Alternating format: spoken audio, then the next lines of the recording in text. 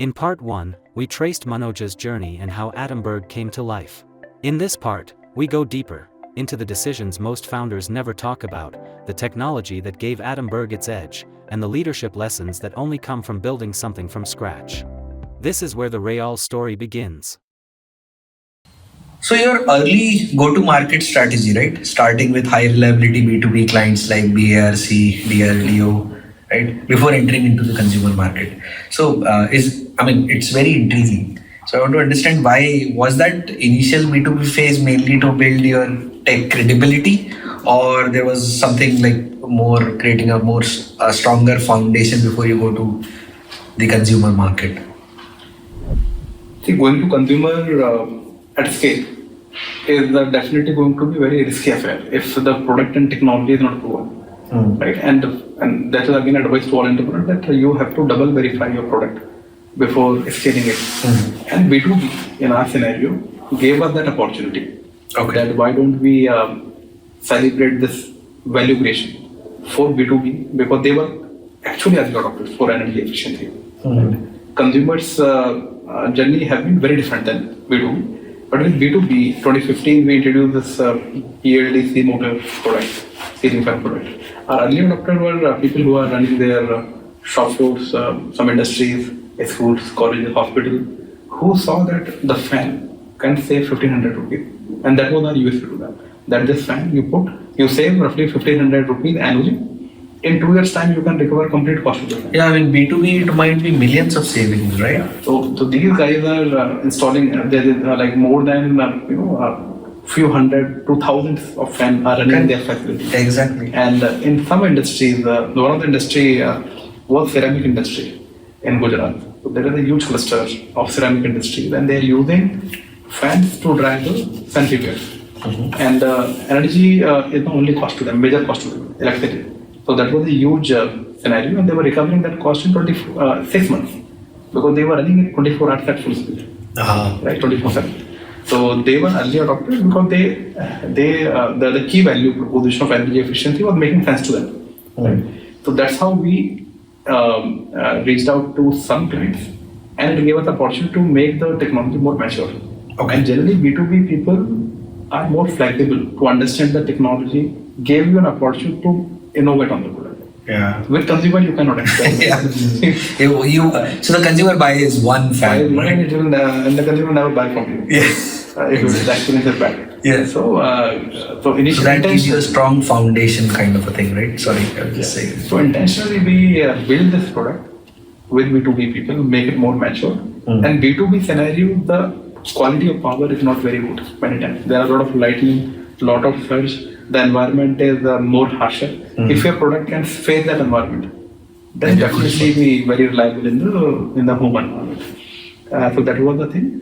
And also as I said, we wanted to solve the problem for consumer. We were not sure whether the consumer will buy only for energy efficiency. We listed our product on Amazon Food in 2016, and we got a sense that people are buying.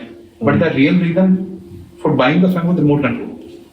Right? Because energy, You don't know what consumers would like someday, right? people are buying for remote. So that was the key reason they were buying for the remote. Right? And why we had it remote? Since the electronics was already there to drive the VLDC motor, unlike the traditional fan, adding a remote was a very small feature. And that's how the argument started between Shivam and For the I was going to go to that. So you did that for that day. Yeah. when you were thinking who will turn on the fan. The remote was by default there. But then we realized that remote is making a huge sense in consumers' lifestyle. And then we got opportunity to interact with consumer, read their feedback, understand their feedback through Amazon, meeting them. And then the consumer journey started slowly, gradually. Okay. And it was online first, because we were a very new brand. Cracking offline distribution was not easy. And no retailer would be flexible to give a shelf space for a new brand. Actually, they have never heard about you. So back in 2016-17, we were primarily on Amazon and Flipkart. So D2C direct. Yeah, and D2C was also very small, but it's primarily e-com. Okay, probably. And there we started getting a decent traction. Some very hero product like Renesas, the compact motor, we introduced on online only. Okay. And that time we were very confident by 2018 that now we know our consumer very well, and we are able to serve them very well, and they are happy with our product. The product is good, customer is happy. So we have to find a channel that offline will work out, even because product is right, consumer is happy. So that thing was already proven online. Okay. So then we got into jump to offline. And offline also we didn't go full-fledged across country. We focused on Mumbai and Pune by then. Okay. So they were the territory we knew. We could revisit retailers. Distribution is also important, right? Eventually. You can meet distributor physically, you can understand why the product is not working. Correct. And few of our core team members used to go to shop floors, not shop floors, the floors, the distributor, meetings and the retailer shops. There are a lot of large retail shops also in Mumbai and Pune, and you can experiment what is good about your product. And when you are interacting with consumer in these shops, consumer is there with a very high intent, right? And they will be very transparent and honest because they will buy the product. If they don't like it, they won't buy it. Right? So you will get a very honest feedback when you are standing there. So that is the job our team has been doing during those days, and that thing actually helped us understanding the right things. Okay. Doing a survey randomly and marketing research is completely clueless. Yeah. But these things are the right way of capturing the consumer insights. Yeah. Direct. So this is like direct from the customer coming. Absolutely. Correct. Okay. You've been talking about fans a lot, but you have started diversifying in multiple categories now, right? And building a lot of SKUs now. So, like smart locks, mixer grinders, these are new categories coming up. So, are you building a appliance company, or it is more about the tech first, smart, automated home kind of a thing which you are trying to? The vision wise, I was just trying to understand. Right. So again, I would start with the buy part. Yeah. We are here to serve consumers and create a meaningful impact in their lifestyle. As we are interacting more and more, and we understood that in fan journey, by the way, it is already more than 10 years we are there with a fan. Correct. So a lot of insights we have got, and we have also understood how consumer behavior has evolved, in what direction we all are moving.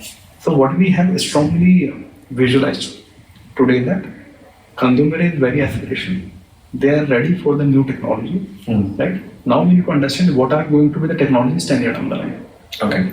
If we don't have a long-term vision, we would be disrupted by somebody else. Somebody else, correct. Some other item. We would So it is really important that we are building for future, and we cannot build for future in isolation. Consumer has to be part of the journey, right? So we understood that fan is just one product, right? And we are able to serve consumer, but the kind of technologies and capabilities we have built so far, we have a larger role to play. And when it comes, then we definitely think about more associated products and we entered into it. But our long-term vision is that we definitely want to become a leader in a smart home ecosystem. And a smart home is a very blurry image today, right? We don't know how the smart home will take shape. A smart home would be maybe very different than what we are having today. The devices might be very smart. There will be definitely central units which are more AI enabled. They understand what Parida wants, they understand what Manoj wants, our personal choices, personal behavior. Accordingly, your lights, curtains, and everything is automated. Personalization to the next level. Yeah. And the home is not a dumb home. It has a sense, it has an intelligence, it has a life in it, right? So those kind of imagination we have.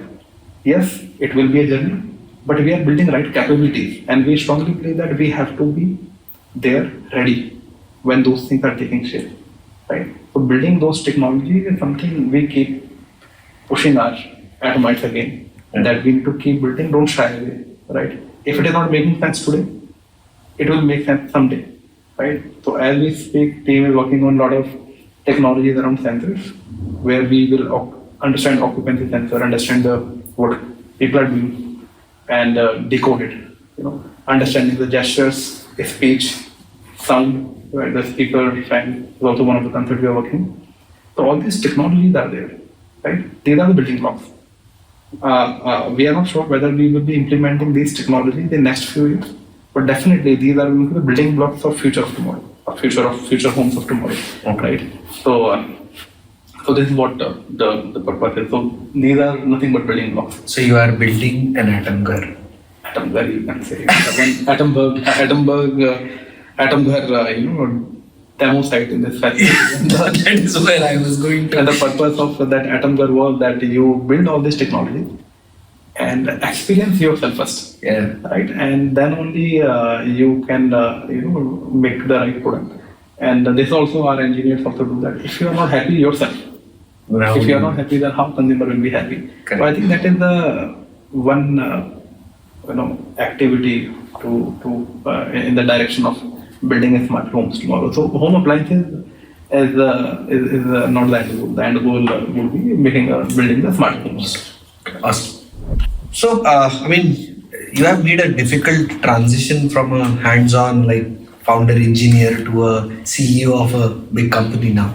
How has that mindset changed over all these years, right? The philosophy also. The shift in this leadership philosophy, right, from building something to now managing this company itself as a person. It was a one-man show in 2011 to 2015. Yeah. But he has to create a meaningful impact. Along with vision, you need a very wonderful team. Yeah. Right? And with time, with God's grace, we have been building very good team, very good core team, very good leaders. And people super aligned with the core mission. That is very, very important. Early days, definitely you have to do everything yourself.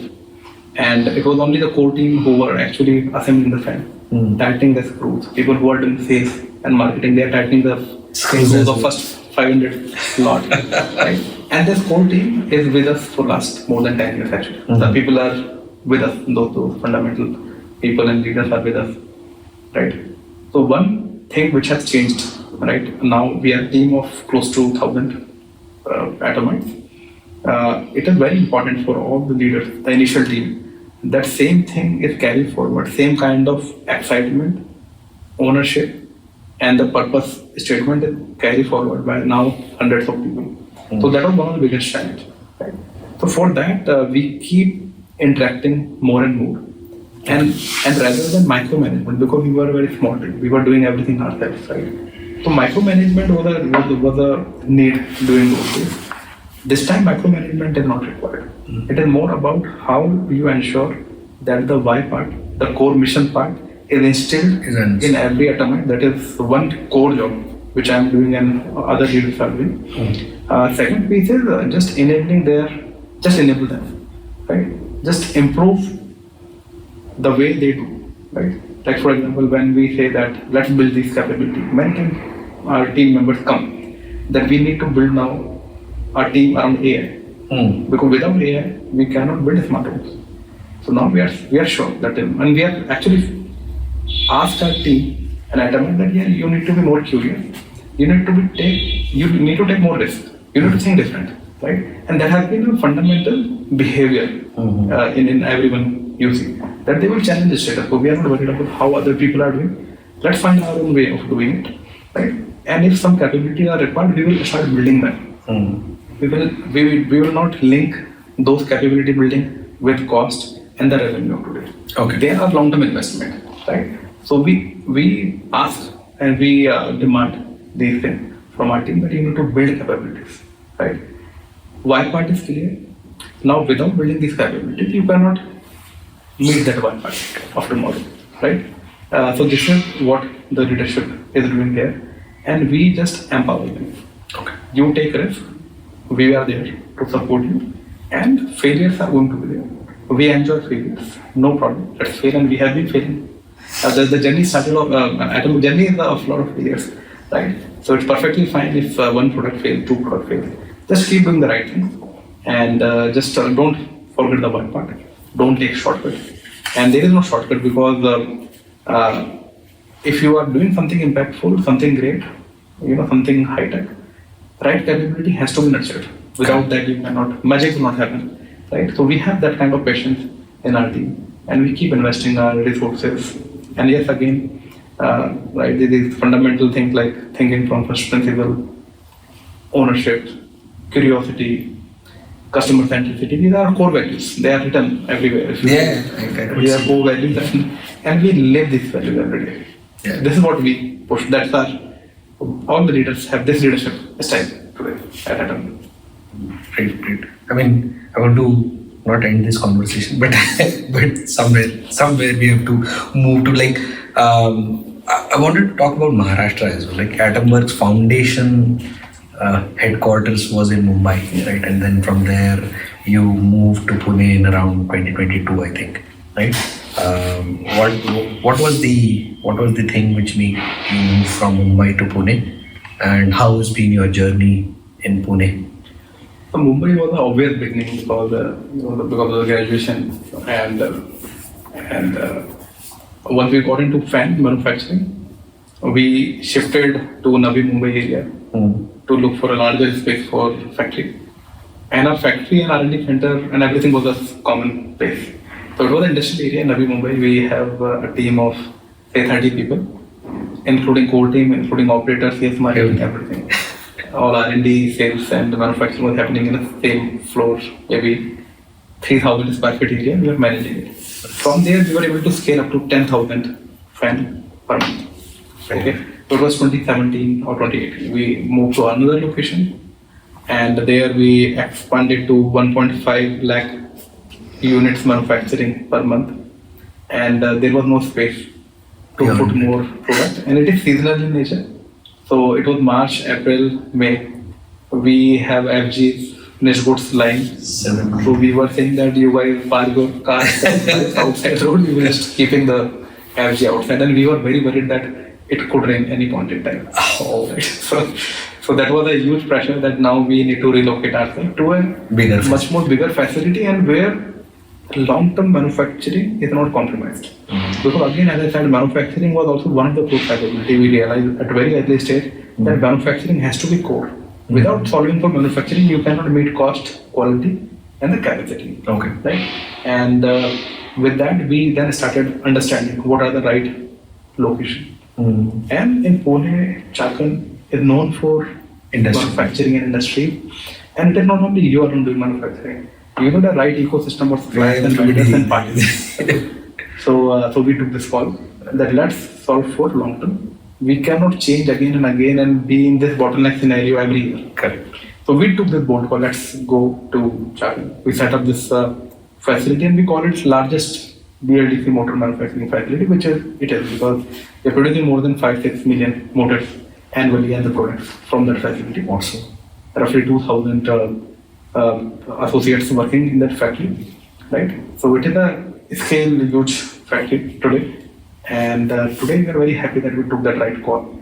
And not only that, we have been interacting with the right suppliers, partners. A lot of partnership has also happened in the same Chakan belt, and very capable partners, and a lot of learning we have from them because we are technocrats. We had zero understanding of manufacturing, so we have been learning from people so far, and it has worked out really well. Okay. And second piece is the talent part, because talent in manufacturing is not available that easily and everywhere. In fact, if you are trying to solve for manufacturing, you have to be very mindful about the location. Right? So that helps, and we always wanted that manufacturing and engineering has to be in closer. Okay. That's the reason we shifted our R&D also in this location in Jewelry, and a lot of time, like my time, I visit once a week. A lot of our R&D people also visit, spend a lot of time in manufacturing floor. Because if you don't know how this is going to be manufactured, right? How it is going to manufacture, you will not design good product. You will not design a product which is mass manufactured. The scale should also be understood by who is designing that, right? Yes. Correct. So I'm telling you, making a prototype and testing in the lab is only 50% of the journey. Other 50% journey is actually how we are going to mass manufacture at right quality, right cost. Okay. So I mean, I'll be a little selfish. We're talking on Pulse of Tech by SEAP. So SEAP is about Pune.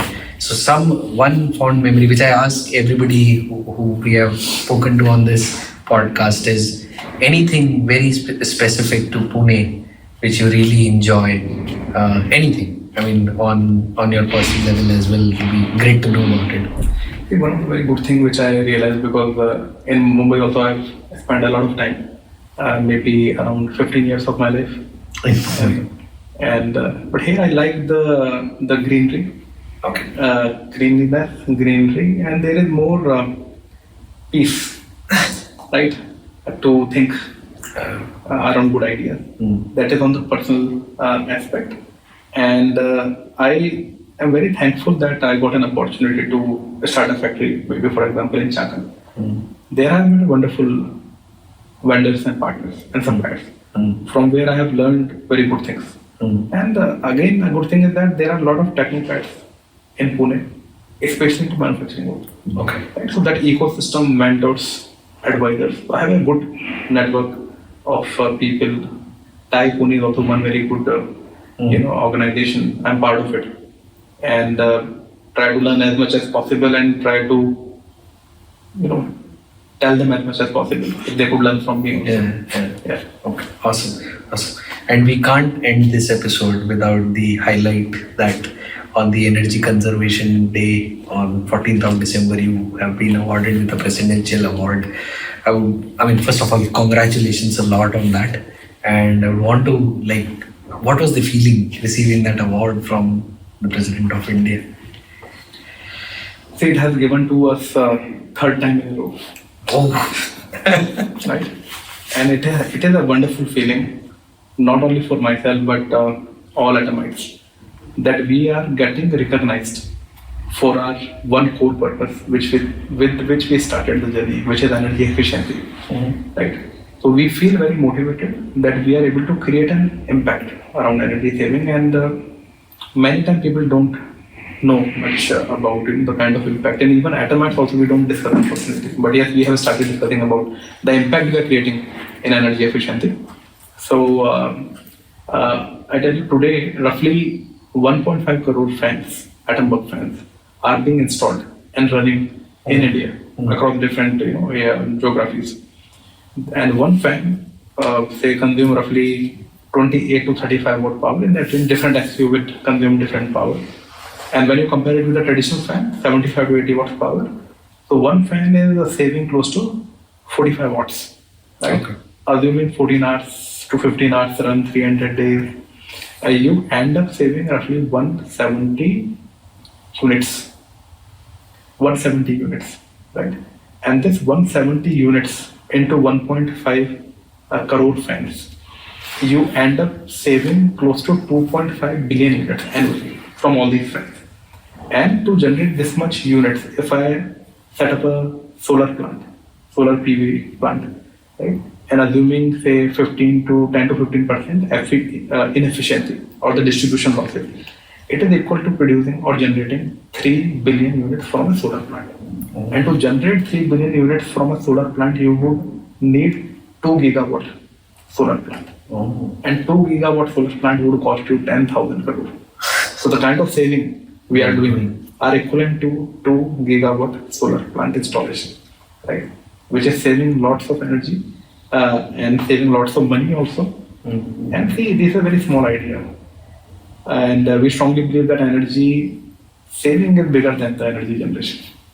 Right? So this is the kind of impact we have been creating so far. And for that, we are very thankful that Indian government recognized it. And we are proud. Congratulations. It must be a very proud feeling. So Manoj, we have read several news about Atomberg launching an IPO soon. How true is that, and what is the plan for it? As we speak, we have already started a process, and currently we are onboarding the right bankers to help us to run this process. And it is roughly a long process, lengthy process, and sometime maybe same time next year we would aim to hit IPO in November or December. Looking forward to it. I'm sure many of our listeners are also looking forward to it, listening to this conversation as well. So thank you so much, Manoj, for being a part of this conversation, right? And I can do this, as I said, all day, but really thoroughly enjoyed this conversation between us. I hope you had fun as well. Absolutely. It was a pleasure. Yeah, I enjoyed it. Thank you. Thank you so much.